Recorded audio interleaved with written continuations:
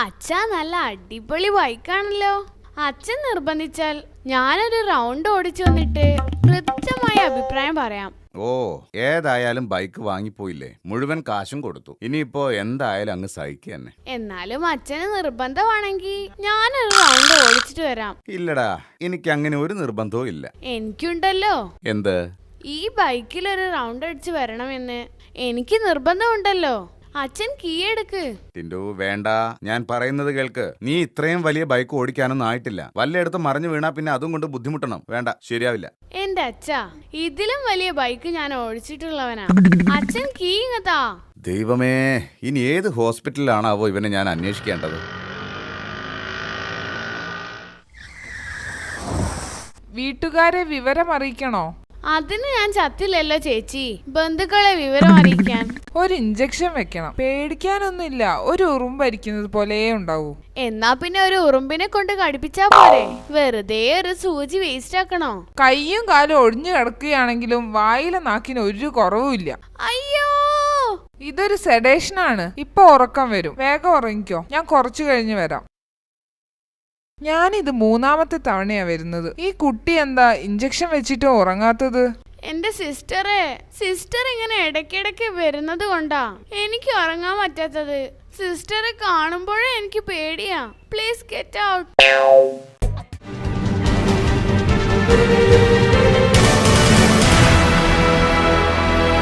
ദീപു, നമുക്ക് അന്താക്ഷരി കളിക്കാം. ഞാൻ പാടി തുടങ്ങാം. Open gun of style. തുടങ്ങി അവന്റെ ഒരു ഗണ്ണ സ്റ്റൈല്. എടാ, മലയാളം പാട്ട് പാടടാ.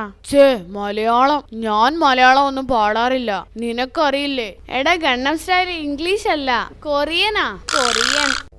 കൊറിയനും ചൊറിയനൊക്കെ നിർത്തിക്കോ, സാറെന്താ വരുന്നു. പുള്ളി ലീവാണെന്നാണല്ലോ പറഞ്ഞു കേട്ടത്. 1/2 മണിക്കൂർ അന്താക്ഷരി കളിക്കാൻ വിചാരിക്കുമ്പോഴാ അതും കളഞ്ഞു. നമുക്കിന്ന് വർഗസംഖ്യയെ കുറിച്ച് പഠിക്കാം. എന്താണ് ഈ വർഗസംഖ്യ? ടിൻഡു പറ. വർഗം എന്ന് പറഞ്ഞാൽ എല്ലാത്തിനും ഓരോ വർഗമുണ്ടല്ലോ. മനുഷ്യവർഗം, ജന്തുവർഗം എന്ന് പറയുന്നത് പോലെ സംഖ്യകൾക്കും ഒരു വർഗം. അതാണ് ഈ വർഗസംഖ്യ. അപ്പോ അതാണ് വർഗസംഖ്യ. നീ ആള് കൊള്ളാലോ. Thank you sir. എന്നാ കുറച്ച് ഈസി ആയിട്ടൊരു കണക്ക് തരാം. മനക്കണക്കാ. മനക്കണക്കല്ല, എനിക്ക് മനപ്പാടമാ. 1 കിലോഗ്രാം തേങ്ങ എടുക്കുക. ദൈവമേ, എന്നെ കൊണ്ടാവില്ല അത്രയ്ക്കൊന്നും ഒറ്റയ്ക്കെടുക്കാൻ. ഒരു തേങ്ങ തന്നെ കഷ്ടിച്ച് പൊക്കിയാലായി. എന്റെ അമ്മോ, നിന്നോട് പൊക്കാനല്ല പറഞ്ഞത്, കണക്കിലെ ചോദ്യമാ. ഒന്ന് പൂർത്തിയാക്കട്ടെ. 1 കിലോഗ്രാം തേങ്ങയും 1 കിലോഗ്രാം മുളകും 1 കിലോ ഉപ്പും കൂട്ടിയാൽ എത്ര കിലോ കിട്ടും? 1 കിലോ തേങ്ങ, 1 കിലോ മുളക്, 1 കിലോ ഉപ്പ്. ഇത് കൂട്ടിയാൽ പറ, നീ വലിയ മിടുക്കനാണല്ലോ. ഒന്ന് ആലോചിക്കട്ടെ. കിട്ടിപ്പോയി. പറ, കേൾക്കട്ടെ. 3 കിലോഗ്രാം ചമ്മന്തിയുടെ വലിയൊരുണ്ട കിട്ടും.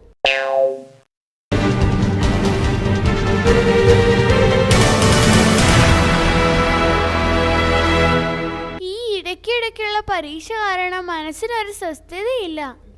അവന്മാർക്ക് ഇത് ഒരുമിച്ച് അവസാനം നടത്തിയാ പോരെ. മലയാളം ക്ലാസ് ആണെങ്കിൽ ബോറടിച്ചിട്ടെന്റെ അമ്മേ. മലയാളം എന്ന് കേട്ടാ തന്നെ പേടിയാവും. ശാർദൂല വിക്രീഡിതവും കാകിളിയും എന്നൊക്കെ പറഞ്ഞ് എനിക്ക് മലയാള ഗ്രാമർ ഭയങ്കര ഇഷ്ടമാ. ആണല്ലേ? നിനക്കങ്ങനെയാണല്ലോ, പണ്ടേ തലതിരിഞ്ഞല്ലേ. ഞാൻ പറഞ്ഞു തരാം മലയാളം ഗ്രാമർ. ഞാനൊരു ചോദ്യം അങ്ങ് ചോദിച്ചേക്കാം. ഈ വാചകത്തിൽ കർത്താവ് ആര്? രാജു പഠിച്ചുകൊണ്ടിരിക്കുന്നു. ഇത് കേൾക്കുമ്പോൾ തന്നെ രാജു ആരാണെന്ന് മനസ്സിലാവും. രാജു ആരാ? ആന മണ്ടൻ. അല്ലാതെ ആരാ പഠിച്ചുകൊണ്ടിരിക്കുക? വെറുതെ അല്ല നിനക്ക് പരീക്ഷയ്ക്ക് ആനമട്ട കിട്ടുന്നത്. നീ വലിയ വർത്താനൊന്നും പറയേണ്ട ദീപു. കഴിഞ്ഞ പരീക്ഷയ്ക്ക് നീ എല്ലാത്തിനും പൊട്ടിയല്ലോ. ഇത്തവണ ഞാൻ ആകെ മാറി. ഭയങ്കര പഠിത്തമാ. കണ്ടില്ലേ, ഞാനാകെ പഠിച്ചു ക്ഷീണിച്ചിരിക്കുക. ഭയങ്കരം തന്നെ. അല്ലേ ടിൻഡു, അങ്ങനെ കളിയാക്കൊന്നും വേണ്ട. അവന് ഈ ഇടയായി ഭയങ്കര പഠിത്തമാ. അവന്റെ കണ്ണ് കണ്ടില്ലേ? ശരിയാ, പഠിച്ചു കണ്ണ് രണ്ടും കുഴിഞ്ഞു പോയി. സാരമില്ല, റിസൾട്ട് കാണുമ്പോ കുഴിഞ്ഞ കണ്ണ് താനേ തള്ളി പുറത്തേക്ക് വരും. Just wait.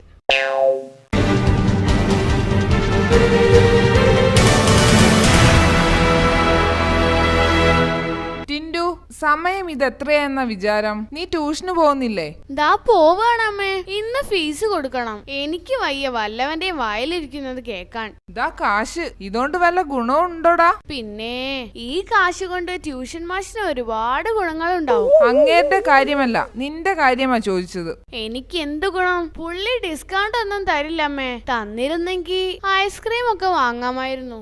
വല്ലാത്തൊരു നാവ് തന്നെ. ടിൻഡു, വേഗം ചെല്ല്. ആ പിന്നെ നിന്റെ ആ ഇല്ലി പൊട്ടിയ കുട എടുത്തോ. വഴിയിൽ ആ രാമുവിന്റെ അടുത്ത് കൊടുത്ത് ഇല്ലി മാറ്റി ഇടിച്ച് കൊണ്ടുവരണം. തൃശൂർ പൂരമല്ലേ അമ്മേ വരുന്നത്? അന്ന് മാറ്റിയാ പോരെ? തൃശൂർ പൂരമോ? ഒരു കുട നന്നാക്കാൻ എന്തിനാടാ തൃശൂർ പൂരത്തിന് പോകുന്നത്?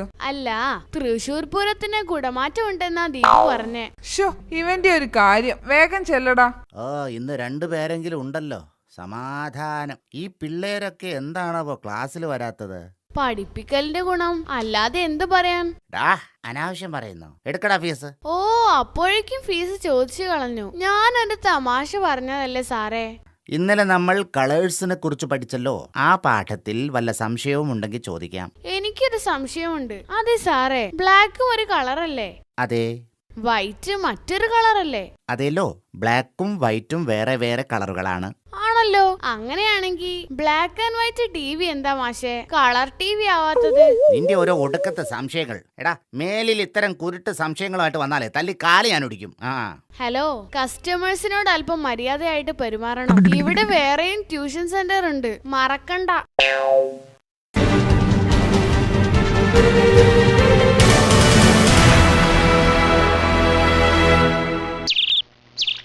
കുട്ടികളെ, ഇന്ന് എന്റെ ജീവിതത്തിലെ ഏറ്റവും പ്രധാനപ്പെട്ട ദിവസമാണ്. എന്താണ് സാർ? ഇന്ന് എന്റെ വിവാഹ വാർഷികമാണ്. എന്നിട്ട് അതിന്റെ യാതൊരു വിഷമവും സാറിന്റെ മുഖത്ത് കാണുന്നില്ലല്ലോ. ടിൻഡോ, മതി മോനെ, മതി. ഞാനൊന്നും പറഞ്ഞില്ല. നമുക്ക് ക്ലാസ്സിലേക്ക് കടക്കാം. ഓ, സാറിന്റെ വർത്തമാനം കേട്ടാ തോന്നും നമ്മൾ ഇതുവരെ ക്ലാസ്സിൽ നിന്ന് പുറത്ത് നിൽക്കുകയായിരുന്നു എന്ന്. എന്തിനാടാ പറയുന്നതിനെല്ലാം കൗണ്ടർ അടിച്ച് വെറുതെ തല്ലു വാങ്ങി കൂട്ടുന്നത്? നീ ആരാ കൗണ്ടർ മണിയോ? നിനക്കൊന്നും മിണ്ടാതിരുന്നൂടെ? മിണ്ടാതിരിക്കാനോ? ഞാൻ ടിൻഡുമോനാ, ടിൻഡുമോൻ. എനിക്ക് എന്റെ പേരിനോട് നീതി പുലർത്തണ്ടേ? സൈലൻസ്. ഞാൻ പറയുന്ന ഒരു വാക്ക്, ആ വാക്കിന്റെ വിശദീകരണം നിങ്ങൾ പറയണം. കേട്ടല്ലോ? മോങ്ങാനിരുന്ന നായയുടെ തലയിൽ തേങ്ങ വീണു. ഇതാണ് വാക്ക്. ഇതുകൊണ്ട് എന്താണ് ഉദ്ദേശിക്കുന്നത്? ടിൻഡു പറയൂ. ഒരു കുടുംബം അനാഥമായി സാറേ. അല്ലാതെ ഇതിനൊക്കെ എന്തു പറയാൻ? പക്ഷെ ആ നായക്ക് വല്ല മാവിന്റെ ചോട്ടിലും ചെന്നിരുന്ന് മോങ്ങാമായിരുന്നു. അയ്യോ, നീ നിന്റെ തല അധികം വെയിൽ കൊള്ളിക്കല്ലേ, ബുദ്ധി ഉണങ്ങിപ്പോവും. ഇനി നമുക്ക് പൊതുവായിട്ടുള്ള ചില സംഗതികൾ പഠിക്കാം. കരയിലും വെള്ളത്തിലും ജീവിക്കുന്ന ജീവികളുടെ പേര് നിങ്ങൾ പറയണം. ദീപ് പറയൂ. തവള. ഗുഡ്, ഉത്തരം ശരിയാണ്. തവള കരയിലും വെള്ളത്തിലും ജീവിക്കും. ഇനി ടിൻഡു പറയൂ. വേലായുധേട്ടൻ. വേലായുധേട്ടനോ? വേലായുധേട്ടനല്ല, വേലായുധേട്ടൻ. എടാ ടിൻഡു, ഒരു മനുഷ്യന് കരയിലും വെള്ളത്തിലും ജീവിക്കാൻ സാധ്യമല്ല. ആര് പറഞ്ഞു? കാലത്ത് മുതൽ വൈകിട്ട് വരെ വേലായുധേട്ടൻ കരയിലാ. പക്ഷെ വൈകിട്ട് 5 മണി മുതൽ രാത്രി വൈകും വരെ പുള്ളി നല്ല വെള്ളത്തിലാ. സത്യം.